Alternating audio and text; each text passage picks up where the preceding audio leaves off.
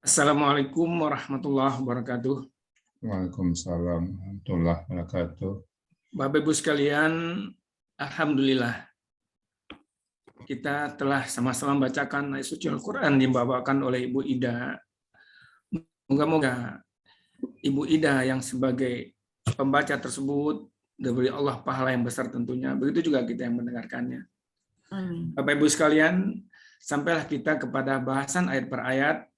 Dan kali ini Ustadz akan membahas surat At-Tariq, surat ke-86, ayat 1 sampai berakhir.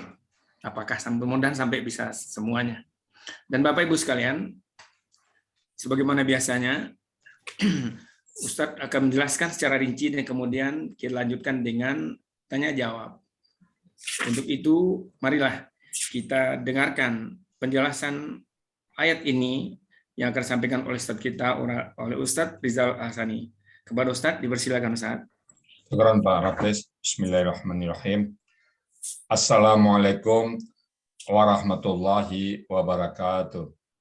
Waalaikumsalam warahmatullahi wabarakatuh. Alhamdulillahirabbil alamin.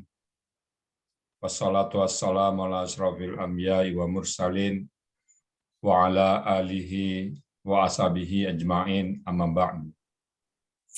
Allah Ta'ala fil Qur'anil Karim, ta'udzu billahi minasyaitonir rajim. Bismillahirrahmanirrahim. Inna nahnu nazzalna dzikra wa innahu lahafizun. Qala Nabi sallallahu alaihi wasallam, khairukum man ta'allamal Qur'an wa 'allamahu.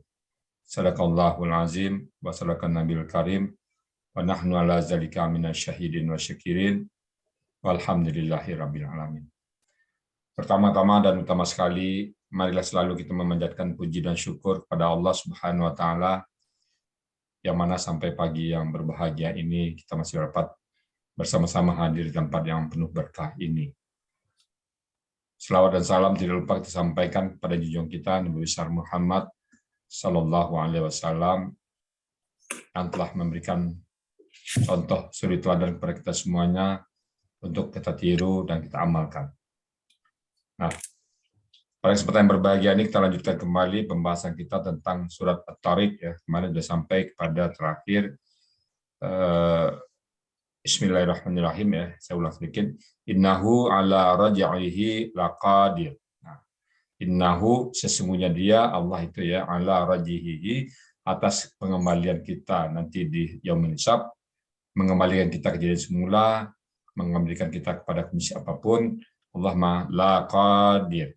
Sungguh, la itu sungguh, qadir itu maha berkuasa.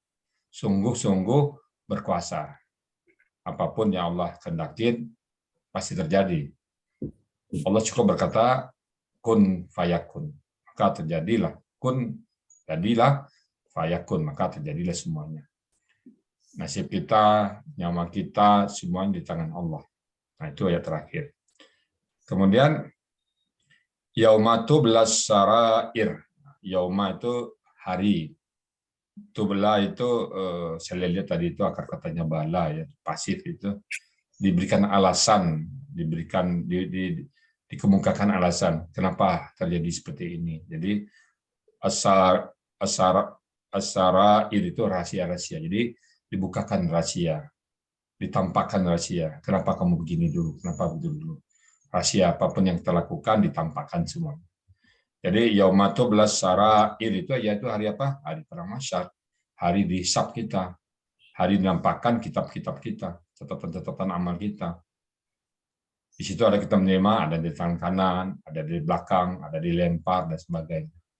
Hari itu terjadi dan itu adalah yaumil haq, hari yang tak ada lagi keraguan, hari yang betul-betul pasti terjadi, yaumul la raiba.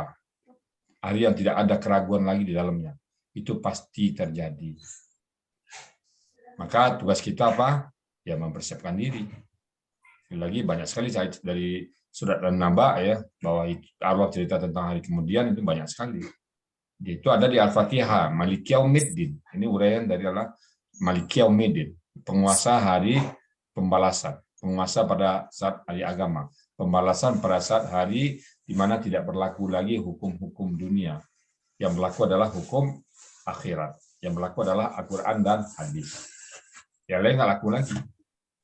Nah, itu yauma tublas sarair. Fama lahu min quwwati wala nasir. Fama lahu, maka tidaklah baginya siapapun orangnya itu kuah, kekuatan, enggak ada lagi kekuatan apapun, pasrah total. Ibarat orang menerima rapor, tunggu nasib. Kita nanti di satu itu tunggu nasib. Gimana nasib kita? Fama lahu min quwwah wala nasir, dan tidak ada penolong. Nasir itu pelaku aktif dari kata nasara. Nasara menolong, nasir penolong. Nah, masih ada kata, kalau menolong masih ada kata kerja bendanya penolong. Kalau menonton masih ada penonton. Tapi kalau mengetahui nggak ada lagi itu. Menjadikan udah nggak ada itu. Nah, ini penolong. Jadi tidak ada kekuatan bagi kita pada saat itu dan tidak ada penolong. Yang penolong kita siapa pada saat itu? Amal kita. Apa yang kita kerjakan selama di dunia itu akan menolong kita nanti. Dan suatu orang pun tidak ada yang dirugikan. Saat itu tidak ada satu orang pun yang dirugikan. Nanti banyak surat lagi kita temukan nanti. Nggak ada. Bahkan saya kalau baca merenung baca ayat itu satu noktah pun nggak nambah. Kalau di dunia kita dihukum ya bisa aja hukuman dunia itu 5 tahun mestinya kan, tapi karena kita pandai pandai buat alasan dan semacamnya bisa jadi 2 tahun. Nah hukuman 2 tahun juga pada saat dikerjakan dilaksanakan bisa menjadi 3 bulan. Ada keringan-keringanan. Itu dunia. Ini enggak. Tidak nambah, enggak kurang. Pas. Seseorang itu diperlakukan adil. Si A salah yang sama dengan si B. So, hukumnya sama. Si A ada kelebihan kesalahan daripada si B, hukumnya juga beda. Kalau di dunia ini kita mungkin enggak ada keadilan. Kalau di sana nanti adil semua. Nah, kita sekali lagi persiapan kita ke sana. Kita antisipasi fama lahu min quwwati wala nasir. Nah, di sisi lain ada orang yang dapat naungan arasnya Allah. Itu di sisi lain ya, di sisi orangnya seperti ini. Di sisi lain ada orang yang dapat naungan arasnya Allah, tidak ada naungan pada saat itu, jadi naungan arasnya Allah. Siapa mereka? Kriterianya banyak itu kriterianya, ada berapa yang saya baca, ada beberapa tuh. Salah satunya adalah orang yang mencintai Al-Quran. Orang yang terpaut hatinya di masjid, baru pulang dari masjid, ingin ke masjid lagi, tepat artinya. Ada orang juga yang sholat di malam hari, bertobat, dia ingat dosa-dosa masa lalunya, lalu menetes air matanya, itu juga dapat naungan arasnya Allah. Juga orang yang dapat naungan arasnya Allah itu saling mencintai karena Allah. Bertemu karena Allah, mencintai, berpisah juga karena Allah, tidak karena yang lain. Berpisah tidak karena pekerjaan, bertemu juga bukan karena pekerjaan, tapi bertemu karena Allah, berpisah karena Allah. Nah, kalau bertemu karena Allah apa? Karena sama-sama belajar Quran. Nah, ibu-ibu di sini kan ketemu semua nih. Ibu Idam, Indah Kasih bertemu dengan Bu Siti Parmingsi, Ibu Evi Marselma bertemu dengan Pak Rafi Sanyago. Apa yang menyebabkan kita bertemu di sini? Al-Quran. Ya kan?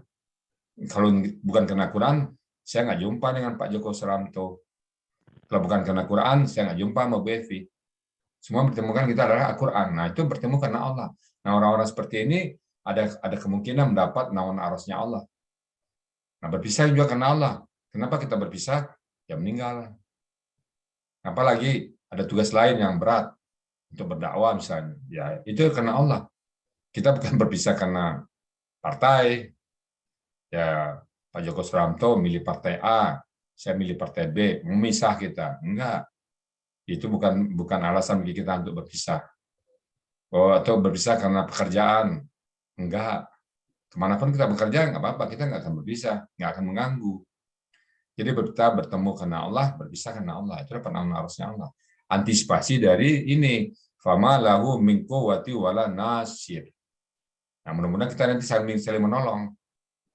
Saling mencari nanti. Bu Yani di mana ini?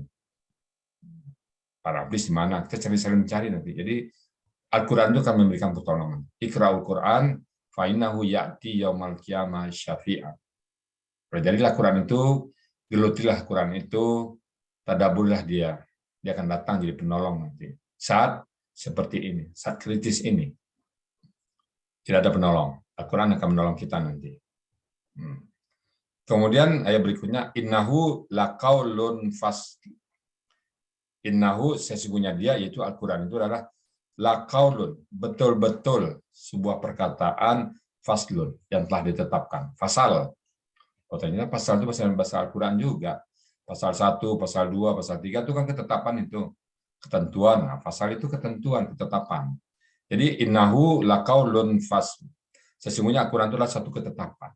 Nah, kalau udah ketetapan, tinggal ngikutin kan.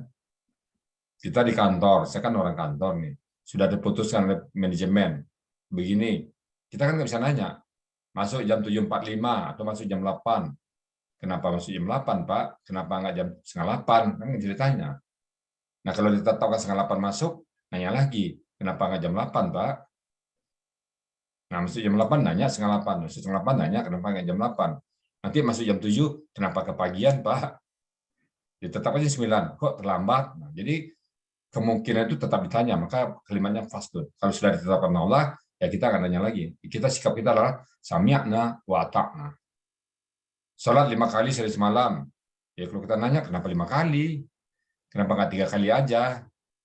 Nah, kalau buka pertanyaan seperti itu, Allah tidak ditanya. Yang ditanya itu kita. Ya, seperti orang Yahudi banyak nanya, akhirnya nggak beramal. Jadi kalau dibuka pertanyaan, semua bisa ditanya. Setiap amal ibadah tanya. Puasa, kenapa puasa dari fajar sampai maghrib? Kenapa nggak sampai tengah hari aja? Atau kenapa nggak malam aja puasanya? Nah, kan gitu. Jadi kalau ditanya ya, karena sudah merupakan suatu keputusan Allah yang tahu. Kita nggak tahu. Tugas kita hanya mengamalkannya. Innahu laqaulun fasl. Nah, kemudian wama huwa bil hazl, dan dia tidaklah Al-Quran itu senda gurau, tidak main-main, tidak satu perkataan yang sia-sia, tidak perkataan yang percuma. Al-Quran itu adalah sebuah perkataan yang betul-betul dari Allah, tidak senda gurau, tidak ada candaan di situ, tidak ada humor, tidak ada hoak, tidak ada di situ tuh berita-berita yang humoris, yang ada. Semuanya adalah berita-berita yang pasti datang dari Allah. Wa ma huwa bil hazl. Tidak ada satu perkataan pun yang bohong di situ. Jadi semuanya saling mendukung. Dalam surah Al-Kahfi ada kan, alhamdulillahillazi anzala 'abdihil kitaba wa lam yaj'al lahu iwaja. Iwaja itu bengkok, salah, bertentangan, nggak ada satupun. Nah, ini juga gitu, tidak ada satupun yang sia-sia, tidak ada satu kata pun yang percuma dalam Al-Quran. Bahkan hurufnya pun nggak percuma. Kalau kita mungkin membuat karangan, kita buat satu halaman, dibuang pun kadang-kadang tiga kalimat nggak pengaruh pada karangan kita itu. Berarti itu ada cuma-cuma. Kalau ini enggak, semuanya tidak ada satupun yang sia-sia, termasuk alif lam mim. Kita aja nggak tahu alif lam mim itu apa. Hanya Allah yang tahu. Nanti akan dibuka oleh Allah.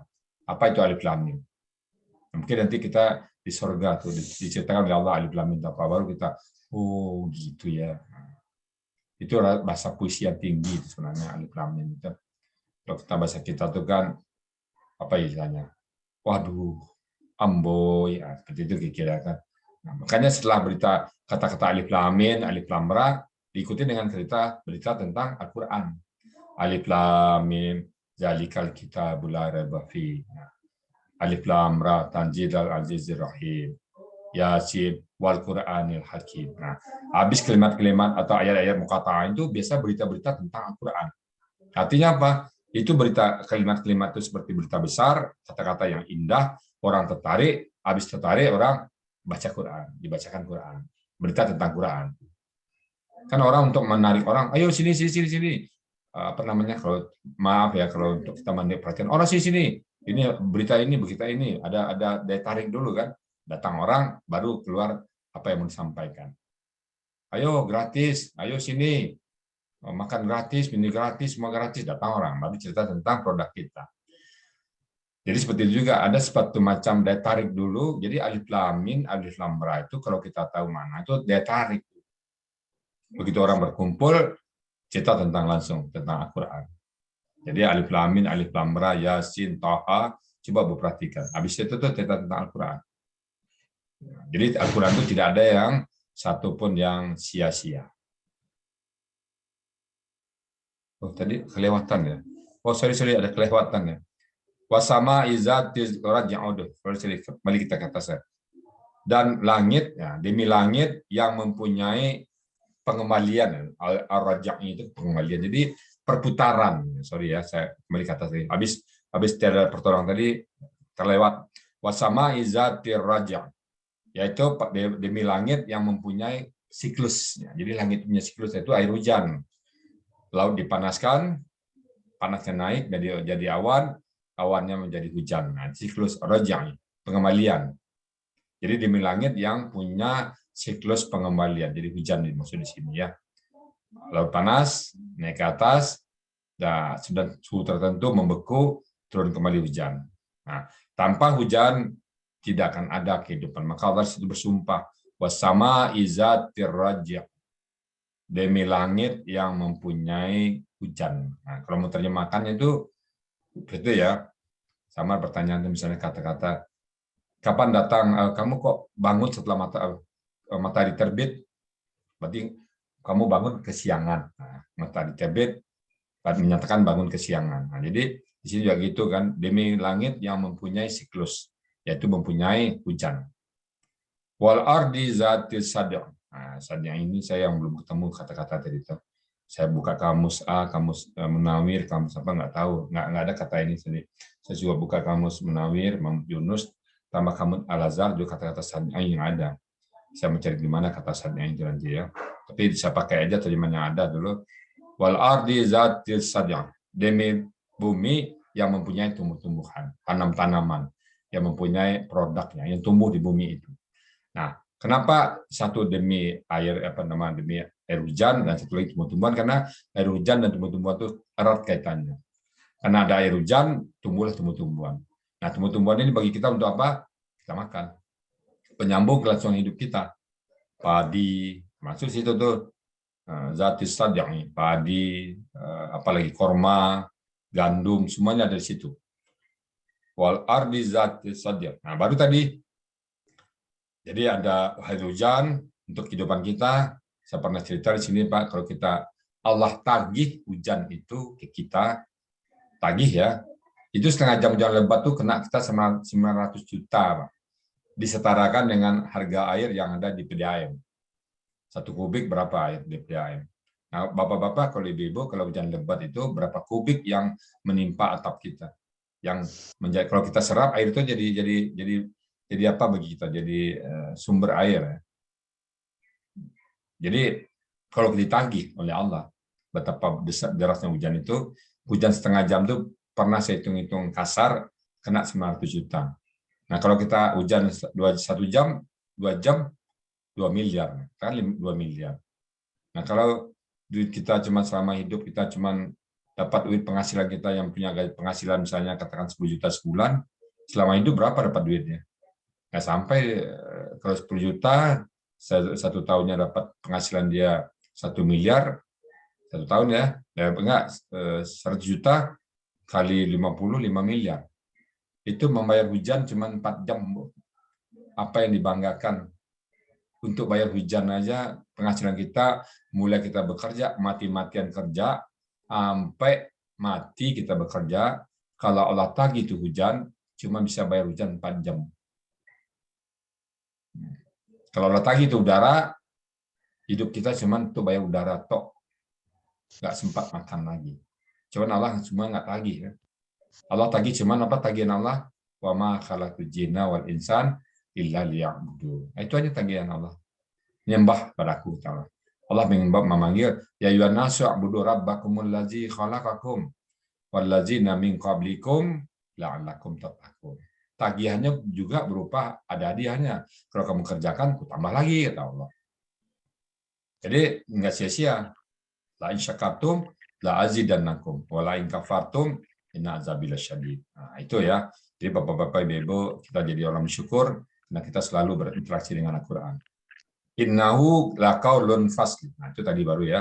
Jadi setelah ada hujan, ada memang terjadi pada diri kita, ada tumbuh-tumbuhan yang hidup, Allah tegaskan innahu laqaulun fasl. Ini sesungguhnya dialah Al-Quran itu perkataan yang telah ditetapkan, yang telah merupakan sebuah keputusan yang sudah tidak bisa diganggu gugat lagi.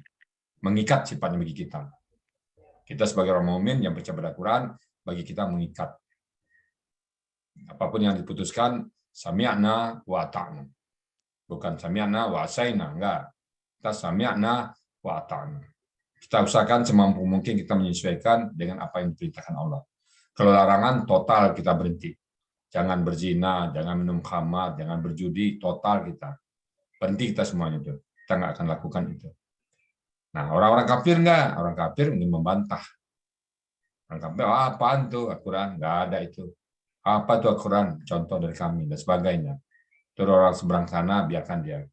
Ibu-ibu yakinkan bahwa innahu laqaulun fasl. Nah, wa ma huwa bil hazl. Dan tidak ada senda gurau di situ. Enggak ada kalimat palsu, enggak ada berita bohong, enggak ada hoax.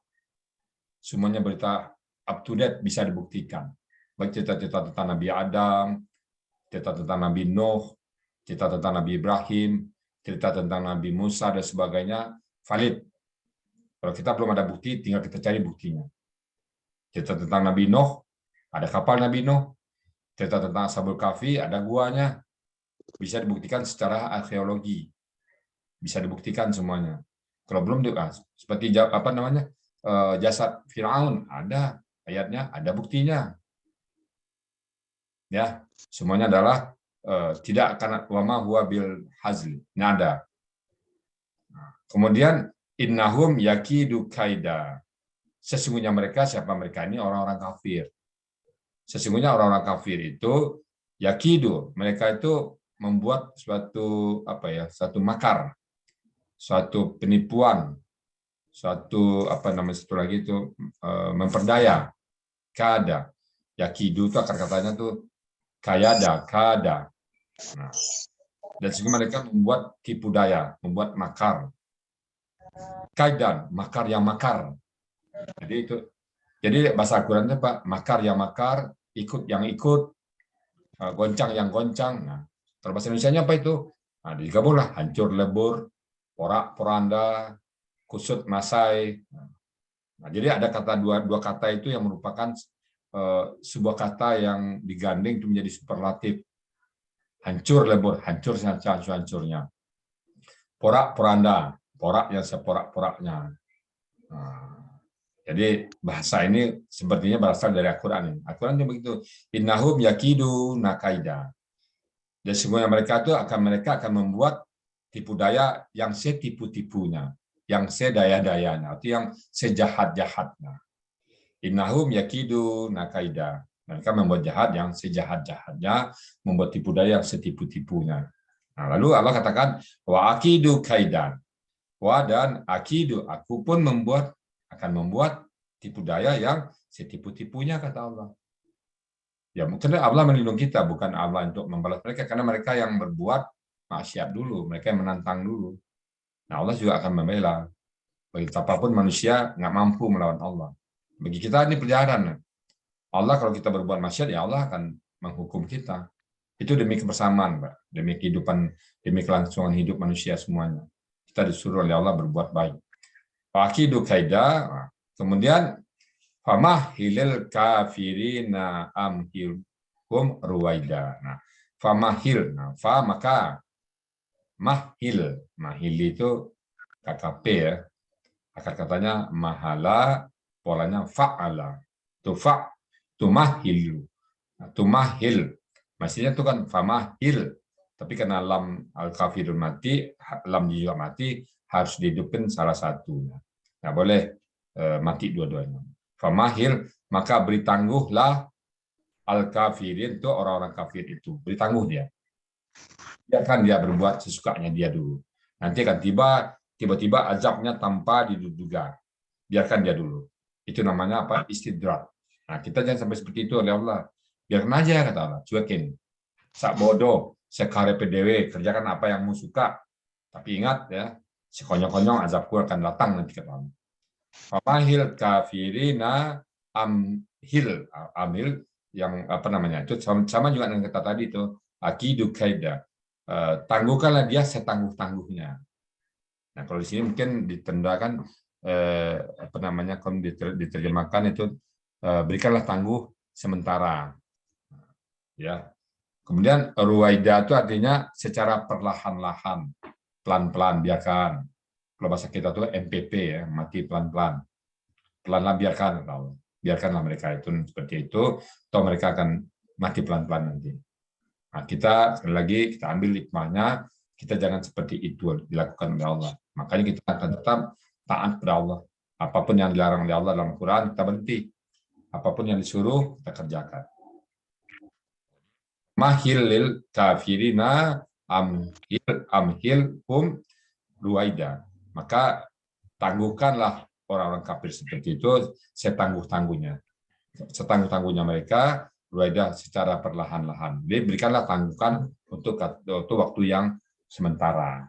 Bahasanya itu, berikanlah tangguh setangguh-tangguhnya sementara. Jadi kalau kita terjemahkan dalam Al-Quran, dalam bahasa Indonesia, berikanlah kepada mereka orang kafir-kafir itu penangguhan yang sementara. Artinya mau saya diazab dulu. Kenapa ini? Karena mereka berada di tengah-tengah Nabi Muhammad. Allah tidak akan menghukum di mana satu kaum ada Muhammad di dalam. Beda dengan nabi-nabi sebelumnya. Itu kelebihan Nabi Muhammad. Kalau kaum sebelumnya enggak dihukum oleh Allah walaupun nabinya ada di situ. Cuma nabinya diselamatkan. Nabi Nuh masukkan ke perahu. Umatnya ditenggelamkan. Nabi kaum Ad kemarin diterbang di Hud ya, diterbang kaum Ad, diterbangkan kena angin kencang. Angin kencang itu manusia terbang. Kencang apa angin itu? Melayang-layang manusia kena angin kencang itu di zaman kaum Ad itu. Lalu dihempaskan ke bawah. Dan angin itu, angin puting beliung itu enggak sebentar, terus-menerus. Itu umat terdahulu yang membangkang kepada nabinya langsung dihukum. Nah, umat Nabi Muhammad enggak. Kalau membangkang ditunda. Nah, kita bersyukur diberikan kesempatan untuk bertobat. Nah, kalau orang kafir ini nggak mau dia bertobat. Kalau kita bertobat kita bersyukur kita ya Bu ya. Nah, oke Bapak-bapak sekaliannya. Jadi famahilil kafirina amhilhum ruwaida. Secara ruwaida itu katanya rada perlahan-lahan. Demikian yang dapat saya sampaikan pada kesempatan yang berbahagia ini. Semoga dapat pelajaran bagi kita semuanya dan juga bagi saya sendiri untuk mengamalkan apa-apa bahwa kita nanti akan sampai saatnya akan menghadap Allah. Banyak ayat dari surah An-Naba ini cerita tentang hari kiamat dan hari pembalasan nanti dia melisap. Hampir tiap surah. Dan itu pun disebut berkali-kali. Sehingga tertanam di kita persiapan kita menghadap Allah nanti. Harus ada persiapan yang paling bagus adalah takwa kepada Allah. Ya, persiapan kita menuju Allah adalah salah satunya adalah belajar Al-Quran. Demikian dari saya, terlebih kurang mohon maaf. Akhirul kalam billahi taufiq wal hidayah. Assalamualaikum warahmatullahi wabarakatuh. Waalaikumsalam warahmatullahi wabarakatuh.